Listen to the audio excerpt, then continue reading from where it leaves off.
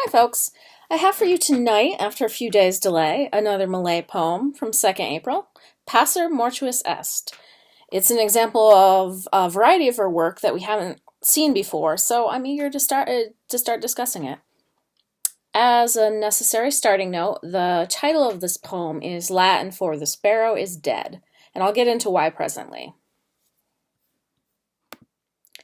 Passer Mortuus Est by Edna St. Vincent Millay.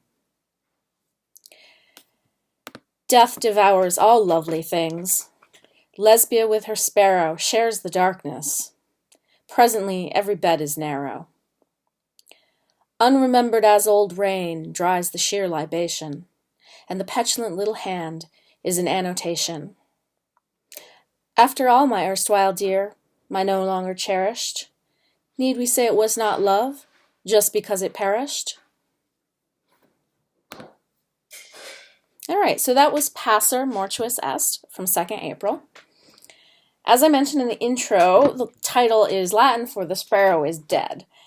More specifically, the poem references the work of the 1st century BCE Roman poet Gaius Valerius Catullus. In fact, when this poem was published in Vanity Fair in October of 1921, it came with the epigraph, "After reading Catullus." In particular, this poem is referencing Catullus's poem 3, where he talks about the death of his lover Lesbia's pet sparrow.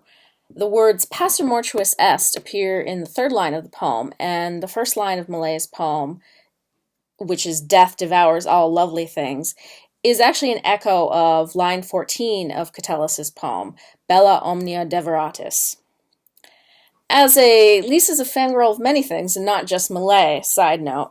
This latter quote comes up in Leigh Bardugo's recent urban fantasy novel, Ninth House, where "death devours us all" has been defaced in a certain book to read "death fucks us all." I'd give it to you in the Latin, but sadly, I don't own the book, and one of my failings as a classical scholar is that I can't recall how to conjugate irrimare. Either way, it's a sentiment both Catullus and Millay could definitely support. So I will link Catullus's poem 3 in the description below, but just to summarize, Lesbia is the subject of many of his poems. It's generally understood to have been an alias for Catullus's married lover, Clodia Metelli. It's surmised that he chose this alias because he was an admirer of the work of Sappho from the island of Lesbos, hence the name. Honestly, it seems very appropriate, this connection from Millay to Catullus to Sappho, given Millay's own bisexuality, Catullus's homoerotic poems, which honestly I think are more famous than his Lesbia poems, and the fact that, well, Sappho did give the English language words like sapphic and lesbian. I find I really like this image of an eternal golden braid of queer poets, which, let's be real, is most of them.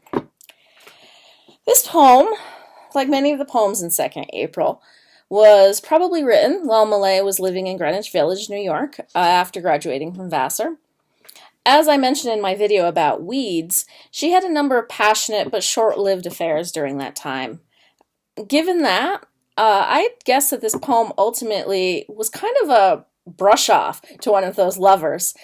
She did couch it in classical language and the tragedy of mortality, which, I mean, not a bad way to end things, I suppose, to have Millay write a poem about you. Also, maybe I just have a dirty mind, but I'm pretty sure the sheer libation mentioned here is a reference to certain bodily fluids and not some sort of beverage. I mean, unless that's your kink. I won't judge. Interesting note about the last line of the poem, actually. In the original printing, it reads, "Now that love is perished." For whatever reason, when this was anthologized and collected lyrics, Millay chose to change it to "just because it perished," which is how it is in most print editions today. That's how it is in my collected poems volume. "Now that love has perished" kind of still sounds wrong to my ear, though. But if you look it up online, don't be surprised if you find that that's how most versions that I was able to find online read. And Millay wrote a fair amount of poems built on classical references, but this is the first one I've covered in this series.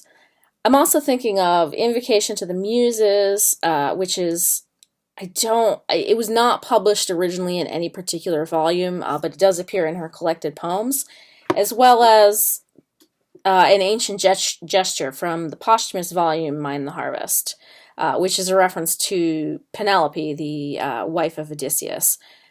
So as I alluded to above, I'm not a very good classical scholar, so I will enjoy learning more about these references as we work through her poetry. Thanks, folks. This one has been fun. Hope you've enjoyed this daily dose of Millay. Have a great night.